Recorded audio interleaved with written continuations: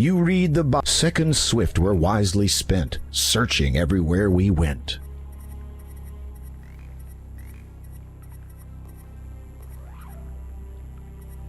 You read the Bible page again. Seconds swift were wisely spent, searching everywhere we went.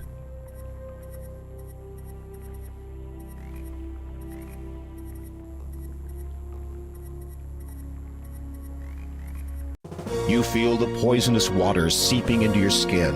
Its potency takes effect immediately, and you perish within seconds.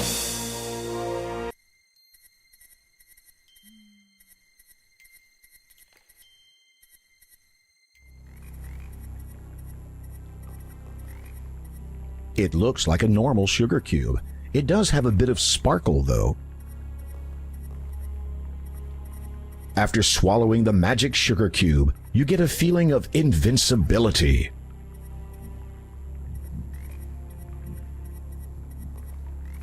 You feel the poisonous water.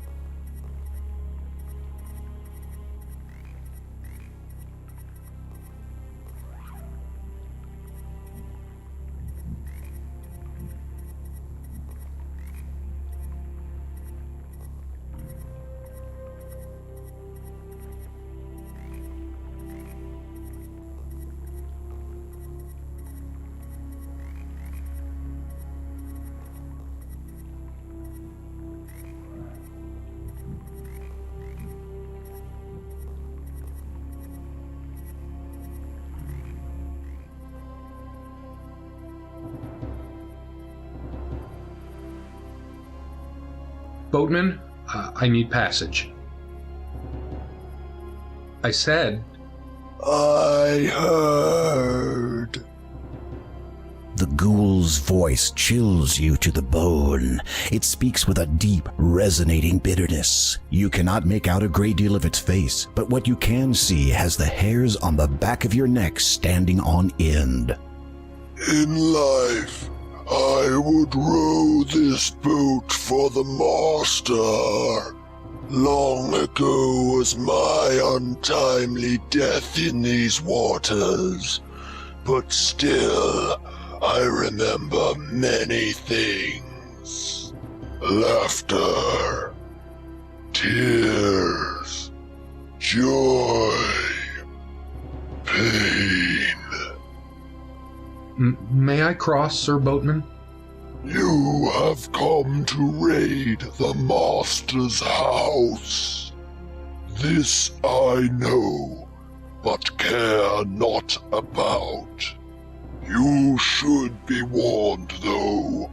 The master is not what he once was.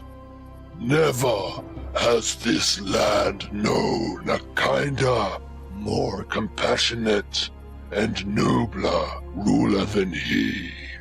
But his fate has long since been decided.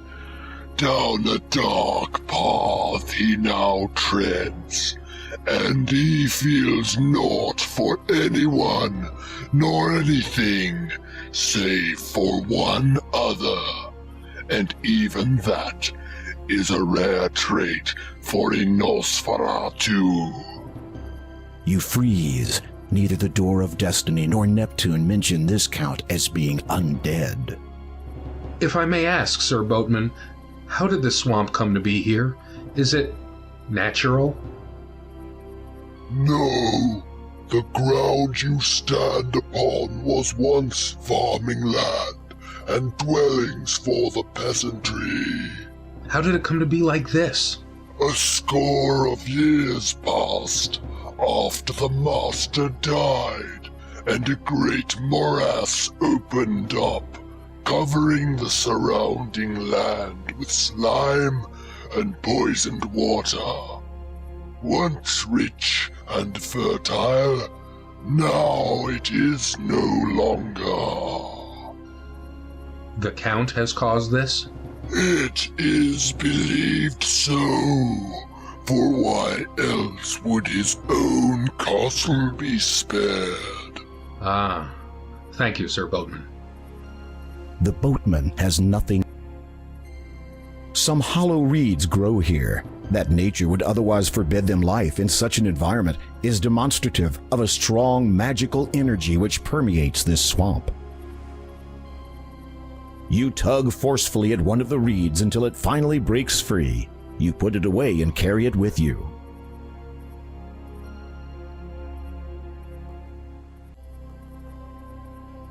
Very carefully, you bend down and soak the tip of the needle in the foul, toxic water.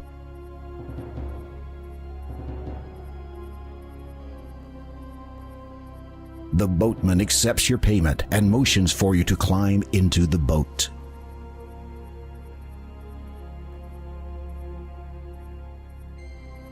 The shrouded ghoul paddles across the toxic lake to the shore on the other side.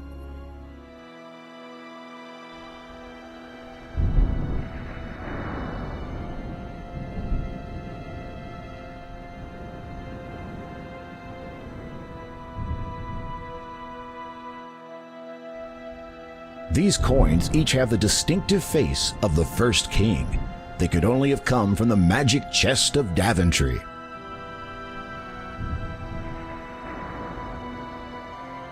That's sweet enough. After swallowing the magic sugar cube, you get a feeling of invincibility.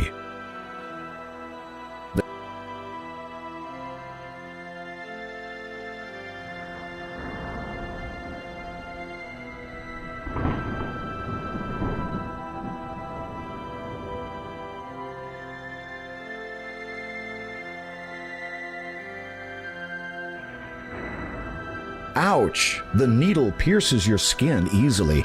A heavy... As the poison instantly takes...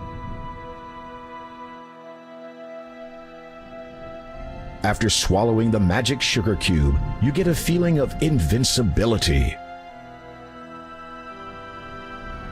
The sharp thorns brush against your skin. However, instead of feeling intense pain, you only experience a slight tingling sensation. Evidently, the magic sugar cube did its job.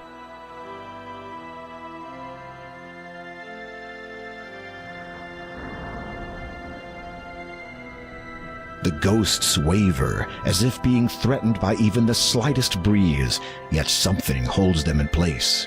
It may be nothing more than an intensely strong determination or sense of purpose that keeps the spirits anchored to this world.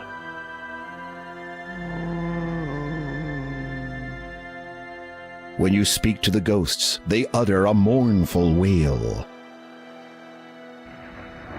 As you approach the ghosts wearing the black cloak, they seem to notice you, and then begin to drift away towards the cemetery.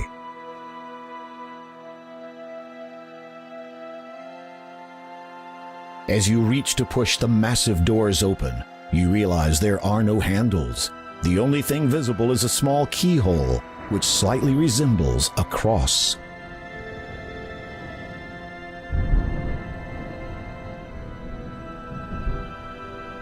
Having an idea, you push the crucifix into the cross-shaped keyhole. It fits. You hear a click, and the door unlocks.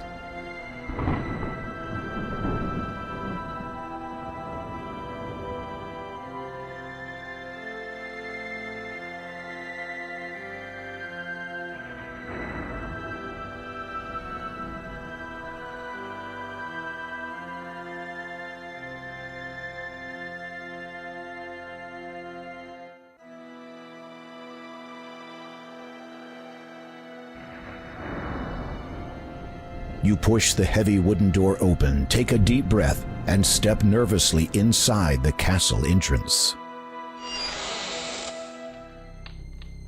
The moment you enter the great hall of the castle, you begin shivering uncontrollably, and not just from the cold. This place has an air of death wherever you go.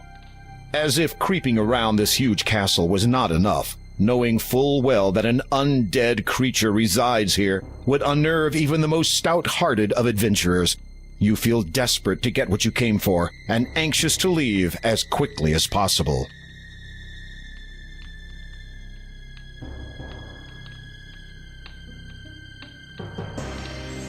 This marble bust must be of a past count. While it has some resemblance to the current one, the face looks markedly different from that of the town statue. The bust being made of marble, if the candelabras get knocked over, the carpet will rapidly go up in flames. Think of all the collected works that would be lost if the library was destroyed. And there's your own safety to consider.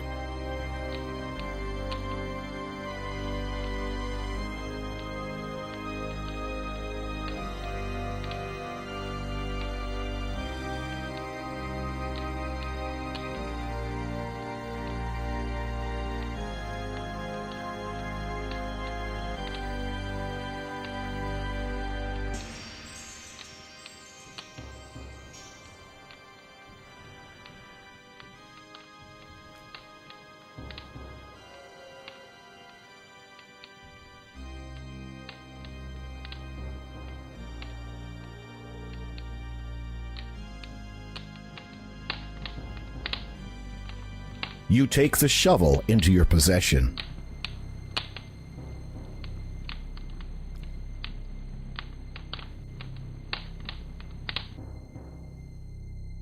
The window looks out onto the island far below. Through it, you see that the bricks of the castle might provide some footholds if you are inclined to go climbing.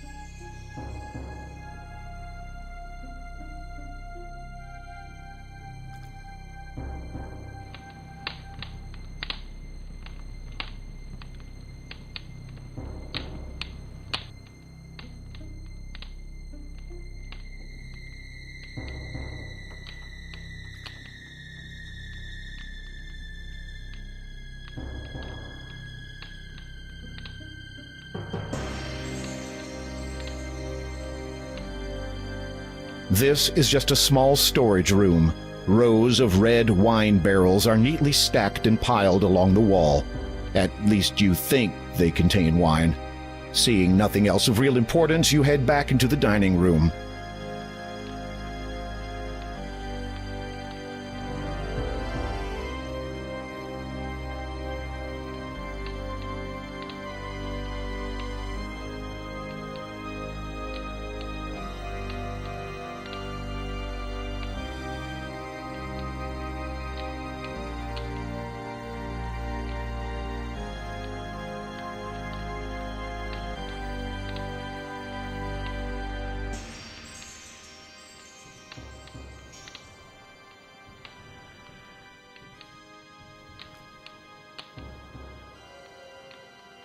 You hold your candle up to the candelabra flame. It catches. Your candle is now lit.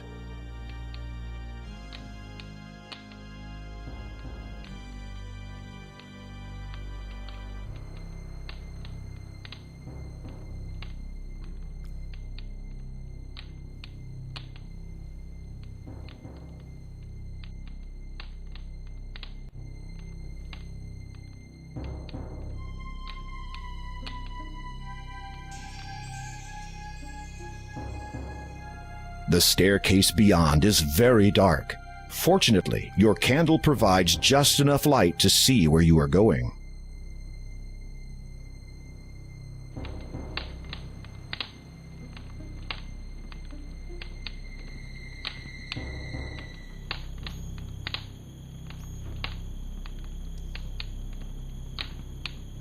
Hey, control yourself. You might have children someday, and they won't benefit from a father with embarrassing habits. You are pleased your adventuring clothes and hat still fit you. Life as a king hasn't ruined your shape. Yet.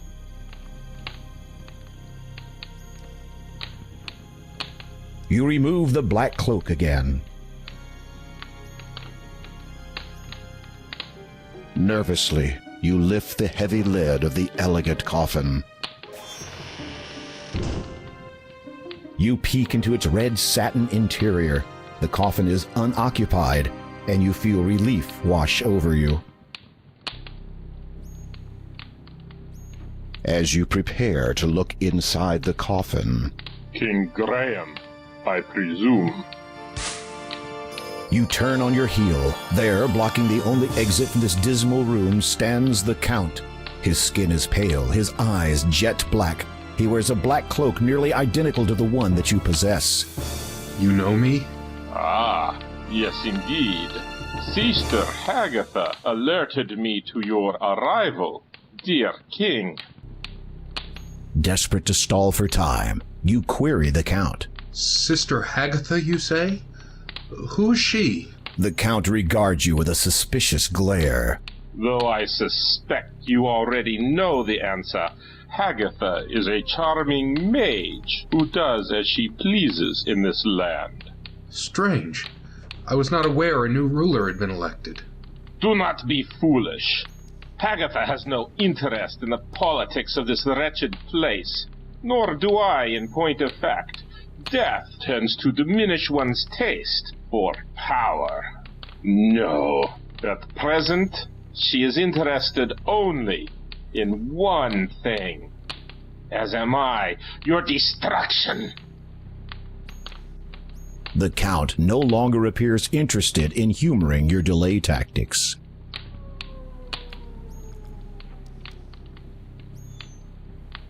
The Count. He would not see it too well from where you are, and you have no desire to get any closer.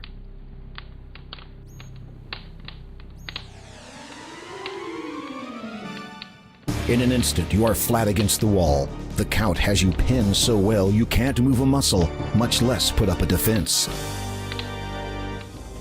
You can feel the Count's iron-cold hand on your throat. You have barely seconds before the inevitable happens.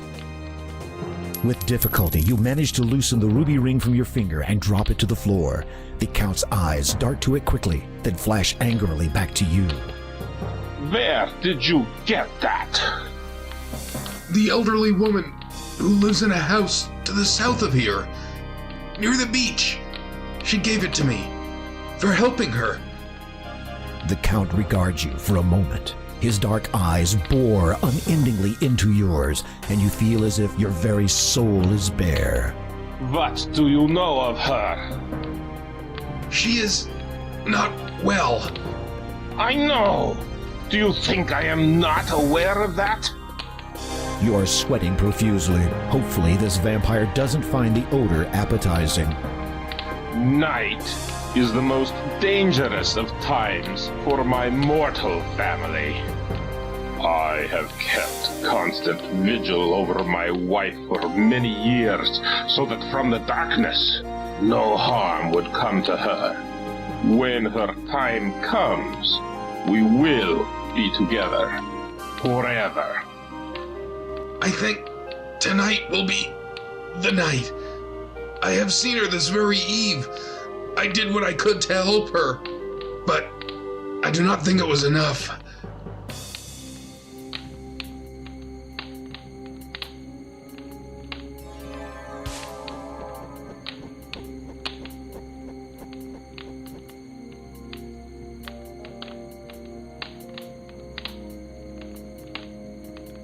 As you watch the giant bat fly out of the room, you realize with dread that the Count has confiscated your crucifix. Without it, you are trapped in this castle. Now what are you going to do? You peer into the ornate coffin. Finding it unoccupied, you see that the interior is lined with shiny red satin. A beautiful satin pillow adorns the interior of this ornate coffin.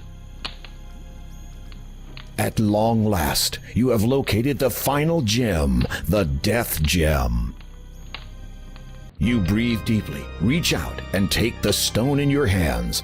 It is ice cold to the touch, but you don't care. This is the last thing you need to unlock the door of destiny. Now all you have to do is get out of here.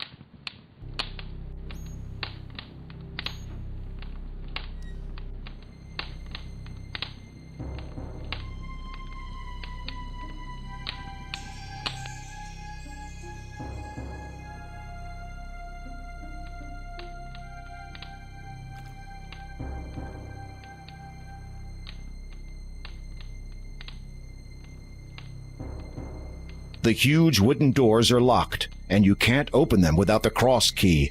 It appears that you are trapped in this ghastly castle.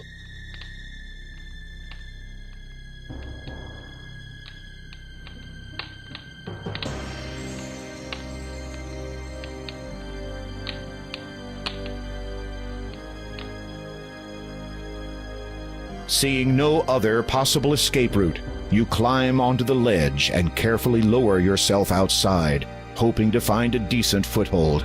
It is a long way down.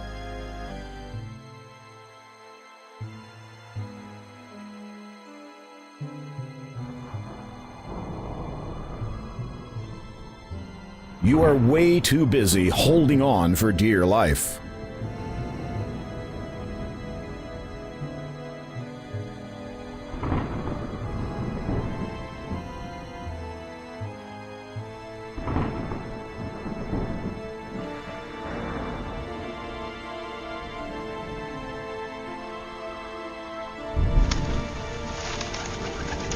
Suddenly, you hear a switching noise in your ear. It's joined by two others. You instinctively try to brush whatever it is away, but in doing so, lose your hold on the bricks and fall backwards.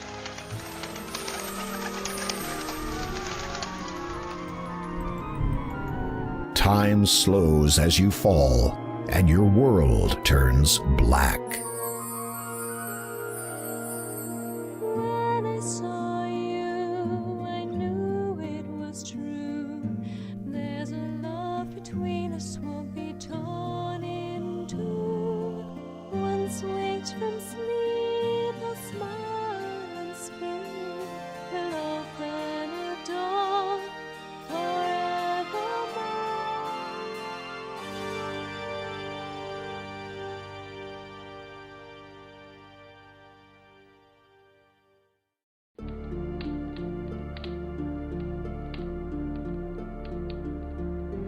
Our guest has awoken, my love. Ah, good evening, dear king. I do not believe we have been properly introduced. I am Count Kaldor, former lord of the realm of Colima.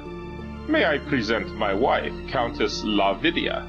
A pleasure to see you again. In gratitude to you for alerting me to my wife's grave condition, I took the liberty of preparing you a dish. I thought you might be hungry after your harrowing adventure at my window. You will forgive us if we do not join you. Our tastes differ from yours, do they not, my darling? You shudder to think what different tastes actually means, but for some reason you note that you can no longer hear any rats squeaking in the distance. Indeed, so much to become accustomed to. You shall have all the time that the world has to share to grow accustomed to such things. Well, perhaps 30 years. Should the father locate the item by then, there might not be enough world left for anyone afterwards. Has this father to do with why you frequently went abroad, always with that cloak of yours? Most certainly. But I think that my affiliation with him and his association has come to a close. My obligations to them took me away from my beloved too often. I do not wish to repeat that mistake. You are forgiven, my love. Their attention, which seemed to have wavered momentarily, now redirects back to you. Well, well, well. What to do with this one? What were you going to do with him? Kill him. I had quite clear instructions from Hagatha, who had apparently received them from the father himself. But if you are not, as you say, affiliated with his association anymore... They both share a knowing smile. Tell us, King Graham, why are you here in Colima? You take a deep breath, trying to ignore the fact that you are the only one capable of doing so, and relate your story of the vision in the magic mirror and your quest to find the 3 gems of nature. The Count and Countess exchange cryptic smiles. Romancing the stones. Indeed. Obviously, that was a private joke, as you did not understand it. So you search for the one with which you would share the rest of your life. On that I cannot fault you, nor on your intentions here. Therefore, I can forgive the trespassing. However, there is the matter of the dark gem you wish to remove from my castle.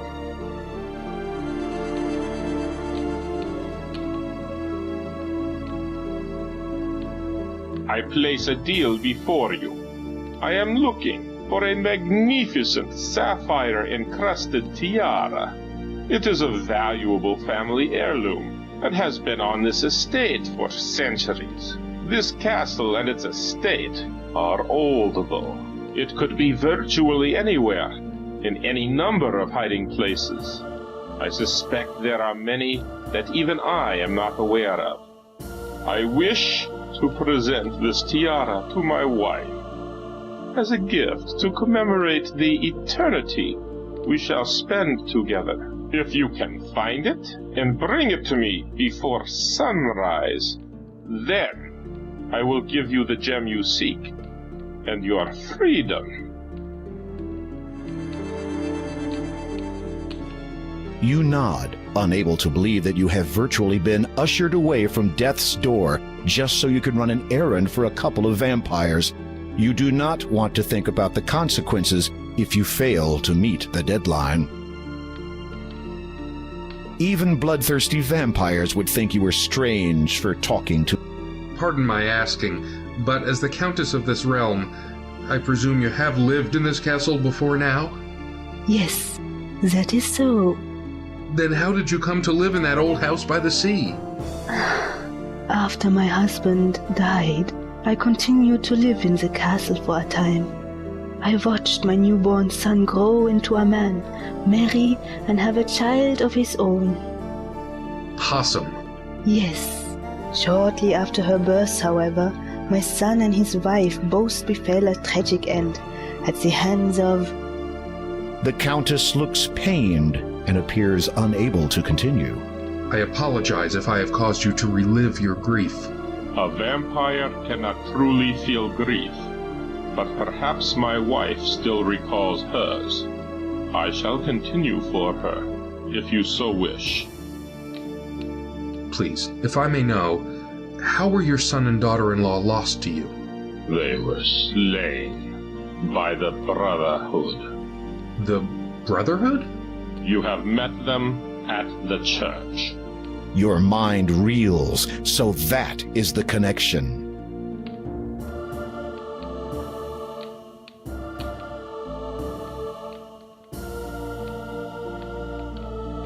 Why would the Brotherhood kill your heirs? Oh. As you have just guessed, the Brotherhood wish an end to the reign of my family. Why else would they give you the means to penetrate my domain, so that you could do their dirty work for them? The Cross Key. Exactly. Stolen from me through stealth, and their own brand of magic. The Counts of Colima have all descended from a single bloodline. We have always been partial to change, as opposed to the stagnating status quo of the Brotherhood. Over the last few decades, the Brotherhood have tried to dispose of my family as best they could. That which I am now was brought about by them. They were the ones who set the monstrous, infected bat upon me. Long have I cursed my ineptitude. I should have used magic to defend myself. Do not be so hard on yourself, my dear. I remember that night well. That hideous creature gave you no chance. Perhaps. But I should have awoken from my dark sleep sooner. Then I would have been able to protect our beloved son and his wife, and you would not have been forced to flee the castle, to live out your days in that wretched old house. under a false identity. It was not so bad a time. Dear little possum loved it. I hope she will be as happy in her new home. She has a new life now, with no reason to fear any more. This brotherhood, are they real monks? They were once, but something happened to them. Local folklore would have you believe that Weirwood Forest is a host to certain entities, spirits of the wild they are called. And what of them? I believe the monks encountered these spirits. What occurred specifically is beyond anyone's knowledge but their own. But it is evident that the men were given the ability to transform themselves. Unfortunately, their minds were apparently transformed also. They began to believe they were destined to rule, and since have presented great danger to myself and my family. So the danger you face is not a result of some decades-old feud? Not at all, dear king, though history will likely reflect such.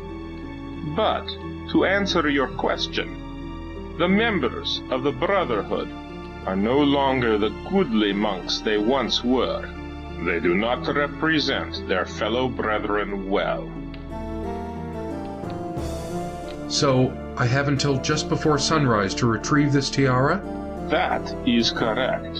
And if I am unable to before that time? The Count's eyes glint red as he looks directly into your own. For your own sake, I shall hope that you are successful. You bravely suppress a shudder. It seems clear that you are not off the hook yet. The Count has nothing more to say to you. The Countess has no... There is a leg of ham on the table. You take the ham from the dining table. An entire smorgasbord adorns the tabletop.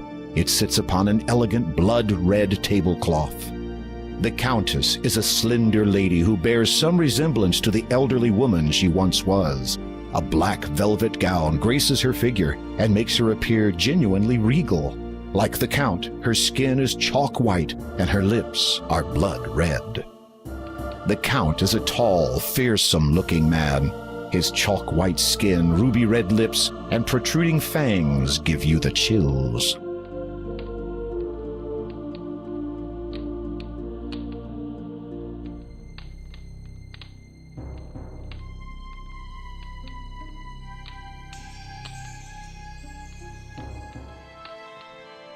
You see a young woman sitting on the dusty floor. She has a book in her lap entitled Little Red Riding Hood. I wish I could read this story. A young woman sits on the dusty floor. She is reading, or trying to read, a book entitled Little Red Riding Hood. Aside from the pictures, she does not appear to be comprehending the content at all. The book tells the story of a young girl who met a wolf in the forest.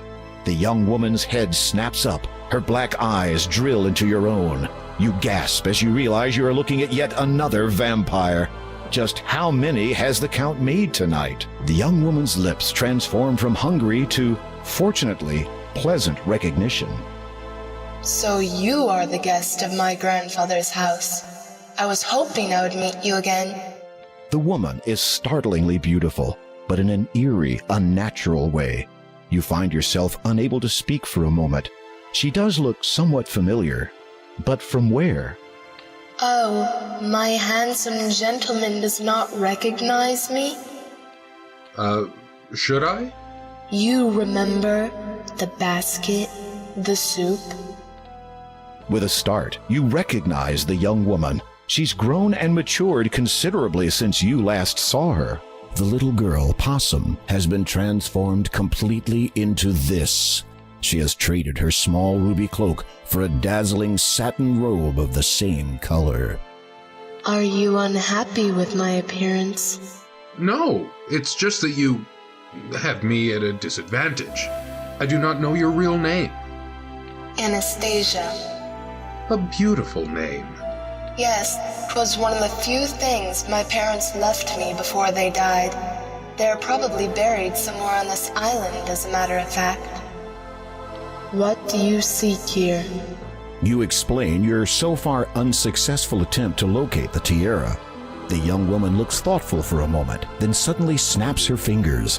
A discarded pile of books shift aside from the floor, and a single black book is revealed underneath. She appraises the black book with indignant incomprehension, then holds it out towards you.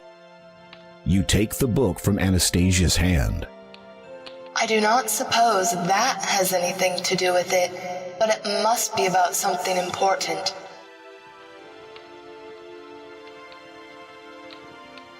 How do you feel about what the Count has done to you? I am not sure. I suppose I should be grateful. Grateful? Yes. If he had left me as I was, I would have faced the same danger that claimed the lives of my parents. The murderers hunt my family still. We will not be completely safe until they are gone. At least I now need not fear anything that prowls by night. True enough. And if you can avoid daylight altogether for the rest of eternity, you will be fine.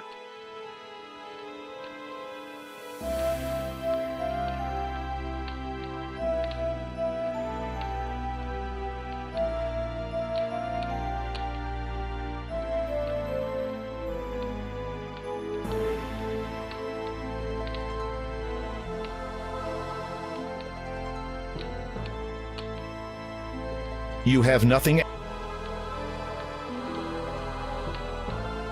You open the book and are surprised to discover not pages, but a hollowed-out section in which sits a silver key.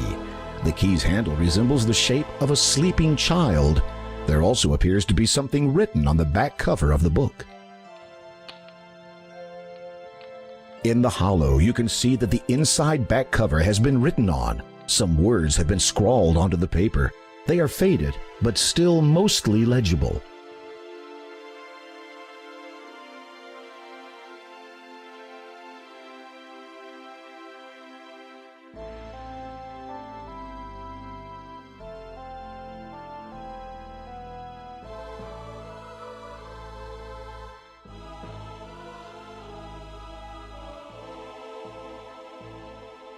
The writing scrawled on the back cover reads, "If treasure you seek, dear to my heart, tales of fiction is where you must start. Find first the beauty with stepsisters too, then visit the huts that the big bad wolf blew. The girl with no flock will usher your way to the little old man who spins gold out of hay. Those two star-crossed lovers shall be your last guide. They'll lead you to riches that pirates did hide. What you earnestly seek shall now truly be yours, though get it part wrong, and you'll be greeted by Mars."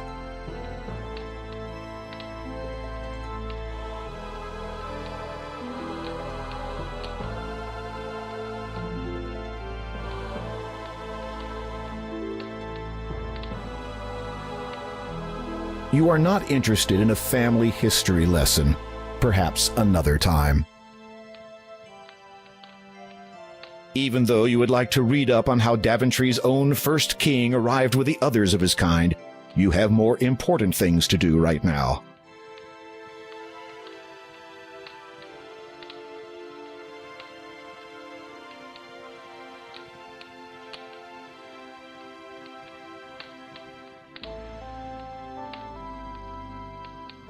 Hey diddle diddle, the cat and the fiddle.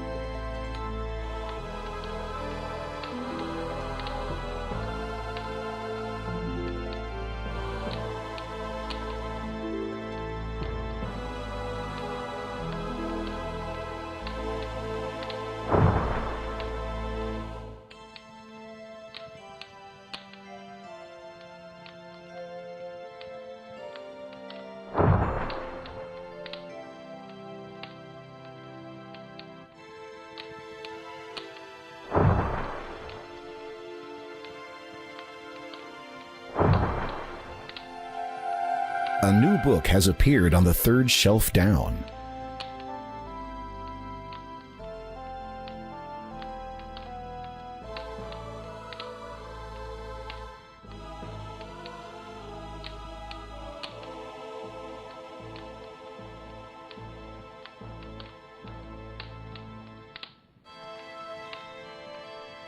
You've located the correct book. You pluck it from the shelf and read its title, Treasure Island. What is this? There seems to be a lock binding the cover shut. The keyhole requires a small, thin key.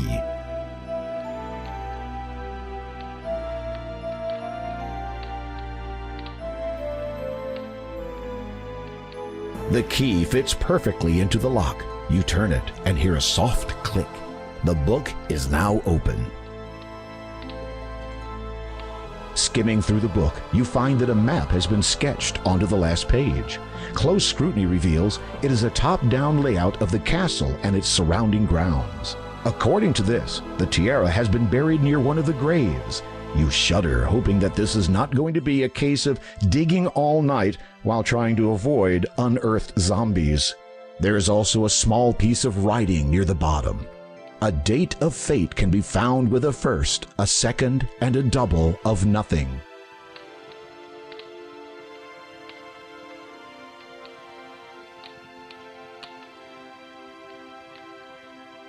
The young woman is stunningly beautiful. In her face, there are traces of the little girl she once was. You wonder if that innocence has also survived the transformation.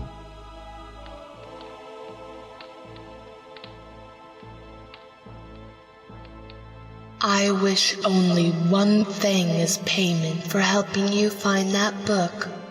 Of course. Would you be so kind as to take this bracelet and place it on my mother's grave? I believe she wanted me to have it while I was alive. Now, it seems no longer appropriate to keep it. Thank you. I must retire now. It will not be long before sunrise. Good night, Graham. Good night, Anastasia.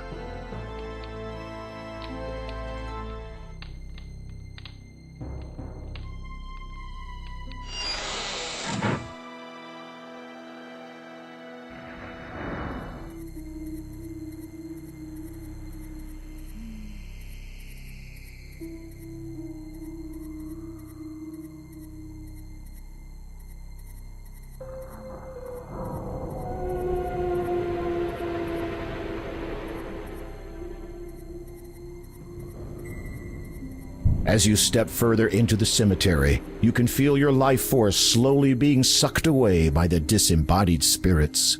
You suddenly find yourself unable to move. The ethereal spirits drain the life force right out of your body. You tup with the spirits and find only the graves.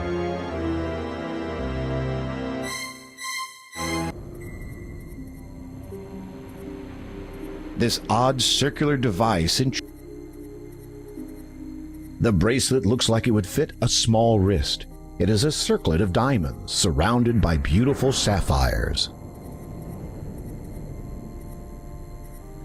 As you hold up the bracelet, the ghosts seem to relax slightly. You wonder if it is now safe to approach them and enter the cemetery. You place the bracelet on the grave. It immediately sinks down into the earth. The ghosts do not respond at first. Then one of them drifts toward you. It nods, almost sadly. The ghost seems to want to say something but appears unable. Its face, though transparent and hazy, is lined with grief and torment. Its facial features waver into focus. The ghost is female. We understand that our daughter will never be joining us now. No longer do we need wait for her. Now we journey to the realm of the dead, where its Lord waits to judge us. Farewell. You bow your head and cross your heart out of respect. While looking downward, you notice that a beautiful gold ring now lies at your feet. You feel apprehensive about being here. You lift the gold ring from the ground and carefully place it in your pocket. Lord Herbert and Lady Lillian, 1646 to 1668, loving parents of Anastasia, beloved son and daughter-in-law of Count Caldor and Countess Lavidia, our enemies, be warned. Their untimely deaths shall be avenged. Douglas Buckman. Mary Ann Drinkwater, 1230 to 1266. They had traveled safely for many a day until crossing a bridge along their way. She lost her balance and fell to her fate. He tried to save her.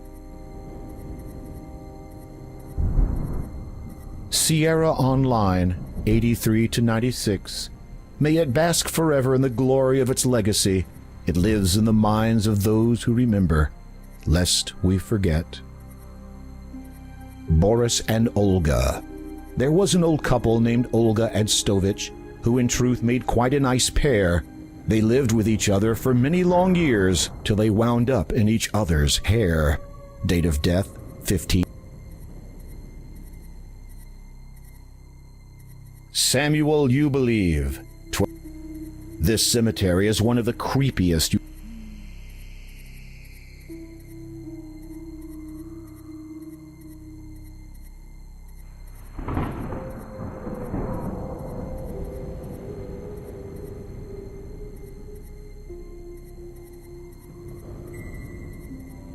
This grave is centrally located within the cemetery.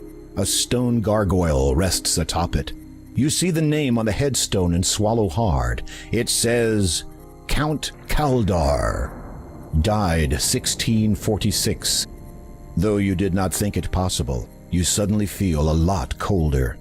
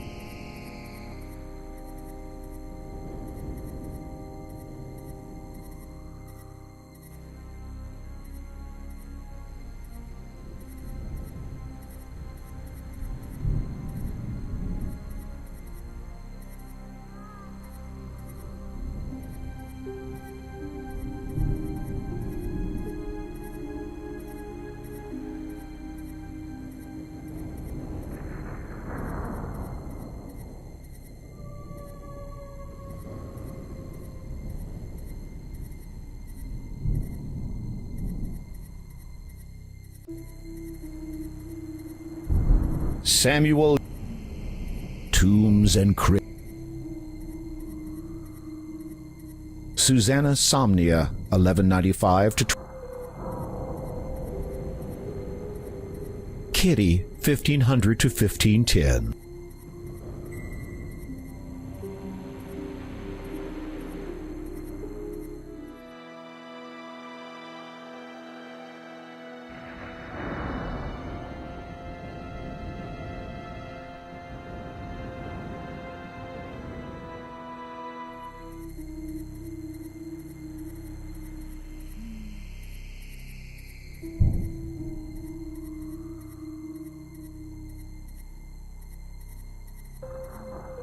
Count Bartholomew Scrooge, 1017 to 1101.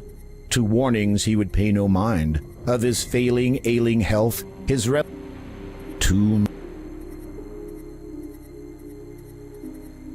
Count Kraystrom. Count Christopher Ivere, 1175 to 12. Alfred Chamberlain, 810. This cemetery is Tombs and Crypts. Kitty.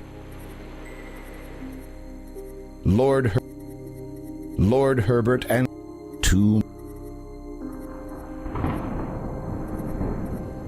Count Kraystrom. This cemetery. Count Christopher.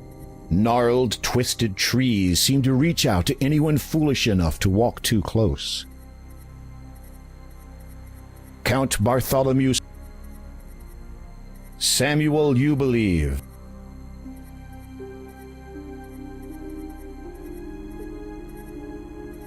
Most of these tombs are the final resting. Susanna Somnia. Douglas Buckmaster, 9. Mary Ann Drinkwater.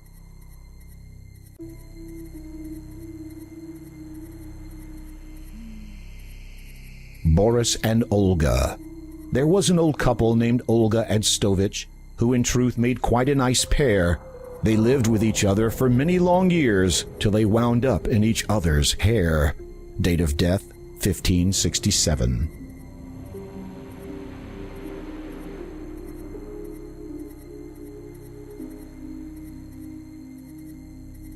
Kitty.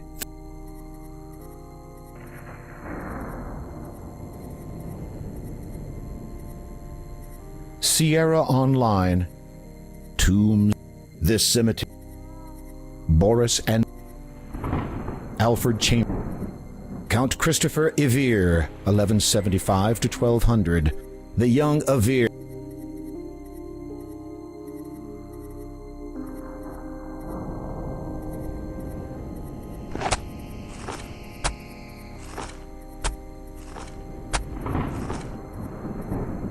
You stop digging when your shovel hits something hard.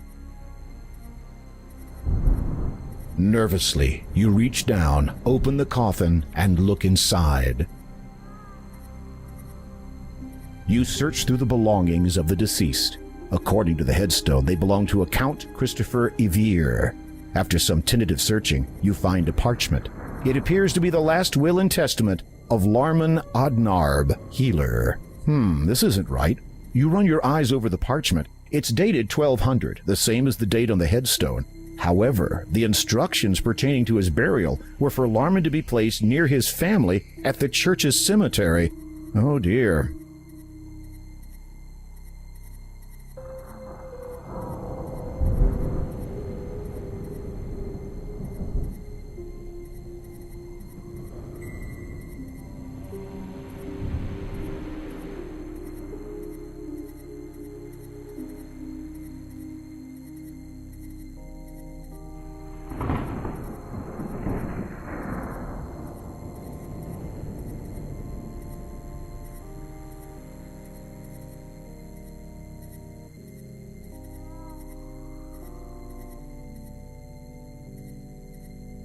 Among the items in this grave is a parchment containing the last will and testament of Larman Odnarb, healer. It is dated 1200, the same as the date on the headstone. However, the instructions pertaining to Larman's burial were for him to be placed near his family at the church cemetery.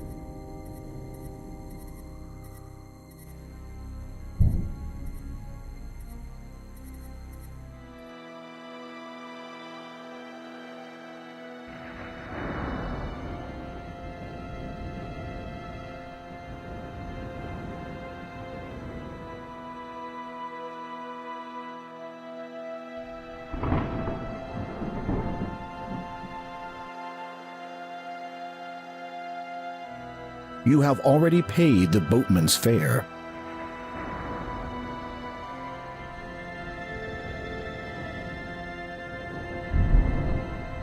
You climb back into the decrepit rowboat, and the shrouded ghoul ferries you back across the lake.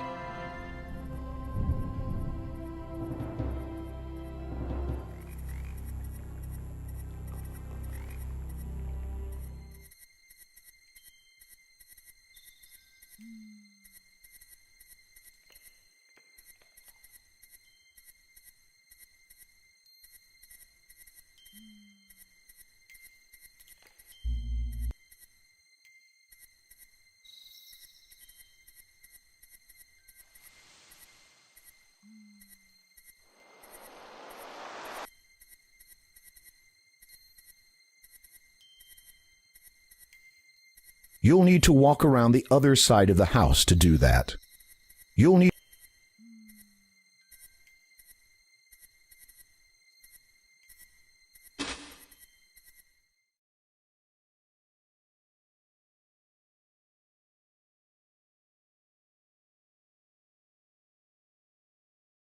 You lift the pillow and look beneath it.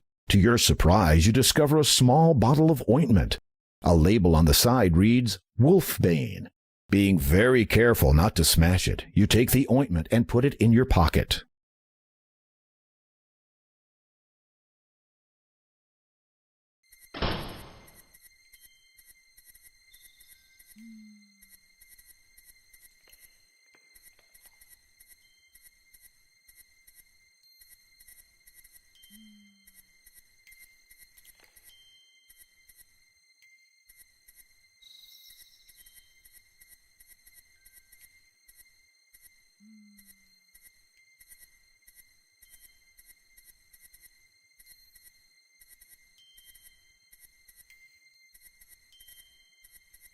Your heart beats faster and faster as you push on the handle of the church door. It opens, and you nervously step inside.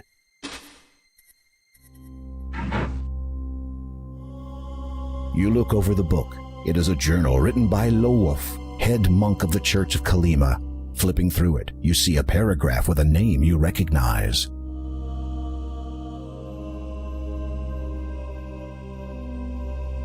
You turn a few more pages and choose another interesting-looking paragraph.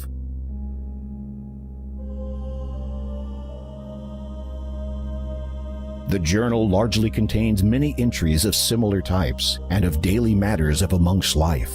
You are about to replace the journal where you found it, but your eye catches a most peculiar passage.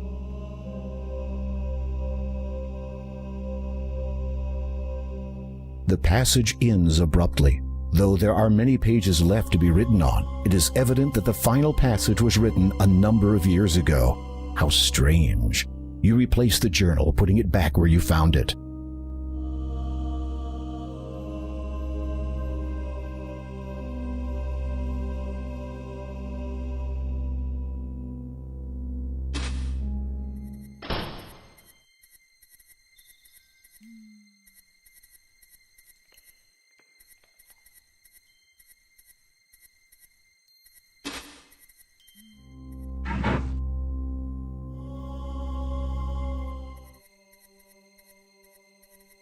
Rarlap Neven, 985 to 1015. The Jester, Lester Williamson, 1300 to 1345. Here lies a man who feared all bugs, too scared to even lift his rugs. For if he had, he would have. Liat O'Malif, 1200 to 1256. She was a lady. Larman Odnarb, 1175 to 1200. Dear old Larman was a healer, cured many a deadly. Rebecca Twintle. Goulash Thompson.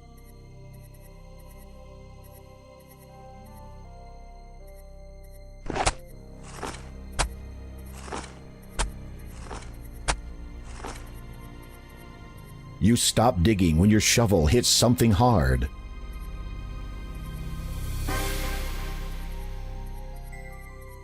With bated breath, you open the box. There it is, the tiara. As you retrieve the tiara from its final resting place, you let out a loud, relieved sigh. You feel as if the coming sunrise will be the most glorious sight you will ever behold, considering how close you were to never seeing another again. Now don't delay, you still have to get it back to the castle.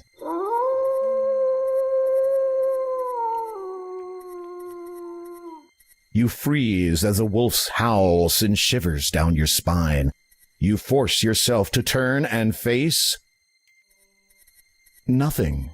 Your anxiety must be causing you to hear things.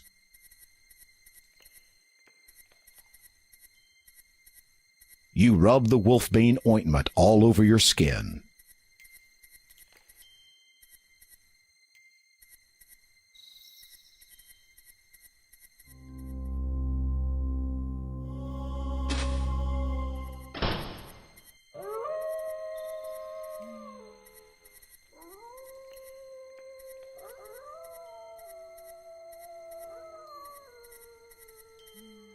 Without warning, a wolf darts out of the dark forest and dashes towards you, and this time it's running directly at you.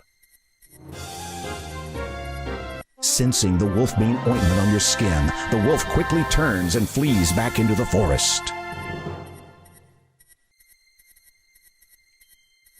The wolfbane ointment has worn off.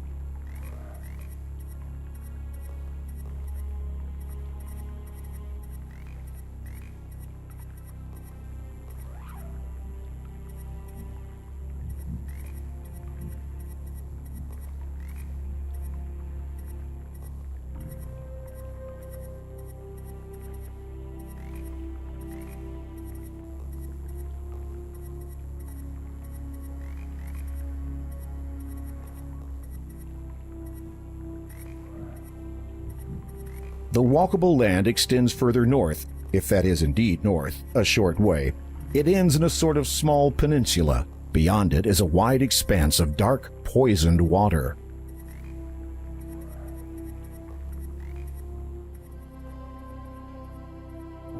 Something is wrong here. There is no boat, no boatman, and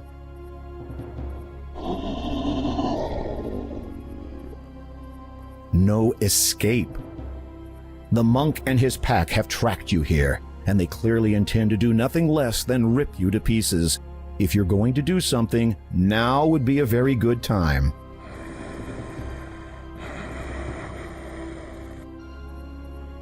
The silver needle fits perfectly into the end of this hollow reed, making a sturdy pea shooter. The coating of deadly poison makes the needle a lethal projectile.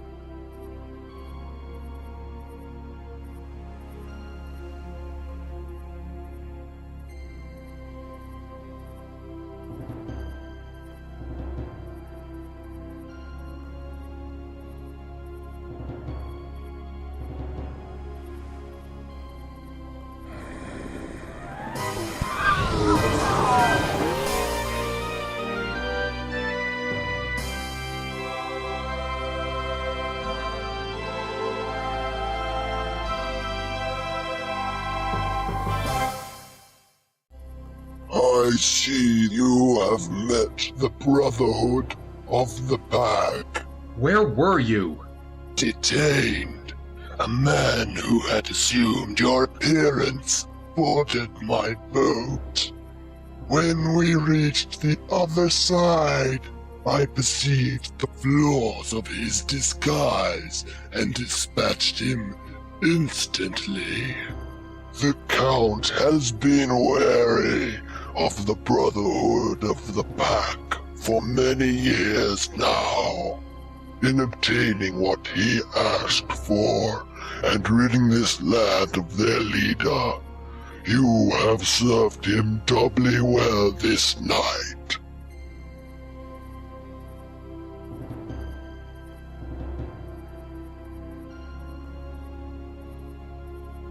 The shrouded ghoul paddles across the toxic lake to the shore on the other side. You re-enter the huge wooden doors and quickly make your way to the castle's main dining room. As expected, you find the Count and Countess awaiting you. You have performed admirably. Not only have you found the tiara I sought, you have rid me and this land of the deceptive and secretive Brotherhood of the Pack. They have committed many atrocities against my family, such as the deaths of our son and daughter-in-law. I have been forced to remain secluded all these years, unable to serve my homeland as I should, to evade the relentless pursuit of wiping out my entire family line. Is the Brotherhood really gone? Some of those wolves escaped. The rest of the pack followed the wolves that ambushed you. However, without their leader, they will find themselves as lost in mind as they are now in body, whether human, wolf, or any other form. Their hastened passage through my swamp will not see a return to their den. Of that I can assure you. You have trapped them all in the swamp? The entire pack? An endless flight through the mire awaits them. Should my long-stilled heart ever feel pity again, perhaps one day I shall free them. As you listen to the Count's cold, unforgiving tone, you thank your lucky stars that he no longer sees you as a threat, at least not for the time being. I release you from my service, dear King. The nearing dawn no longer signifies an uncertain future for you.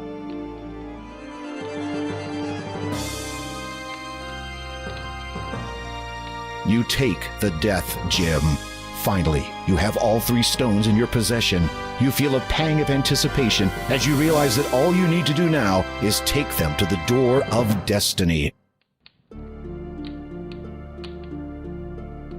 You said you were the former Lord of Kalima? Yes. When did you abdicate? I didn't, as such. When I became what I am now, ruling this realm lost all meaning to me. All that mattered was the well-being of my dearest treasure. You flatter me. It is well deserved. All that mattered to me was her safety. I concerned myself with little else. And now? I have recently given thought to. But no, it is a foolish notion to entertain. The people would never accept me as I am now. Your statue in the town still stands. The people obviously hold you in high regard even after all the years of your absence. Perhaps. However, my concern right now is the safety of my family. I have taken steps to ensure that they are better protected from our enemies. The Count has nothing more to say to you at the moment. The Countess has nothing more to say.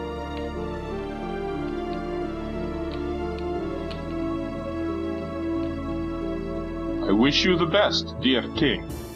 A word of advice, King Graham.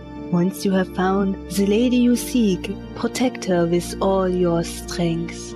Never leave her side, and place no importance above that of her well-being. Give your life for hers if it should ever come to that. Love can last an eternity, but your loved one can be lost in an instant. Heed those words, my king, and farewell.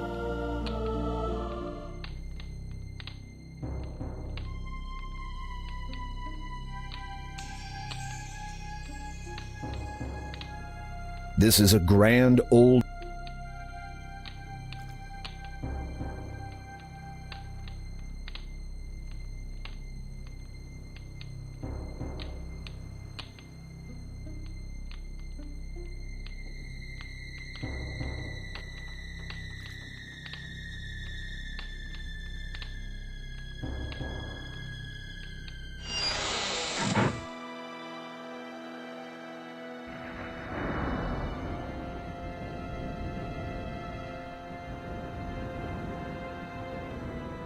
The boatman. You climb back into the decrepit rowboat, and the shrouded ghoul ferries you back across the lake.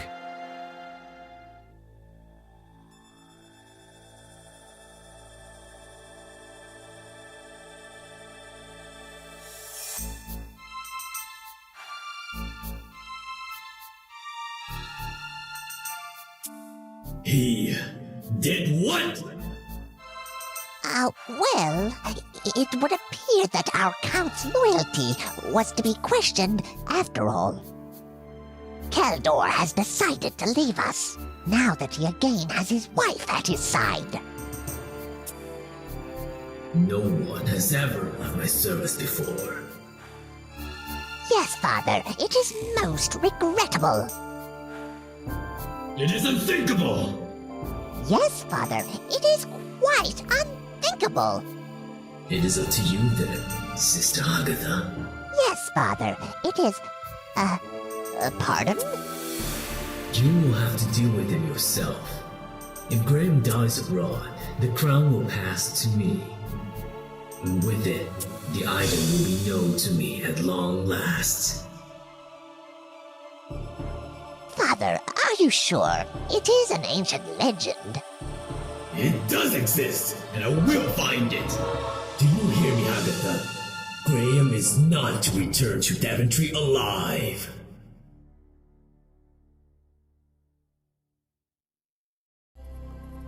The swamp seems a bit lighter than the last time you were here, and some of the heavy mist has lifted. Day must be dawning. The boat... No way. No...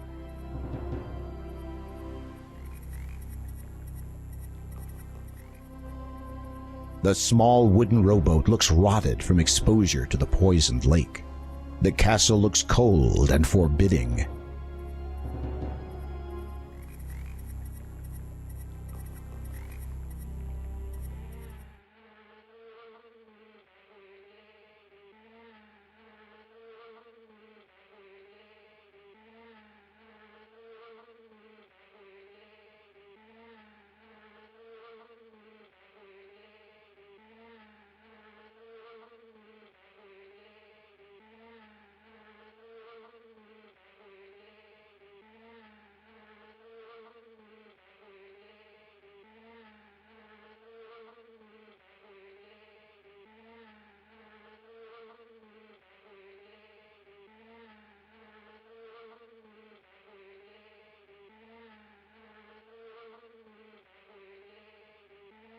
Dost thou truly wish to cease our adventuring?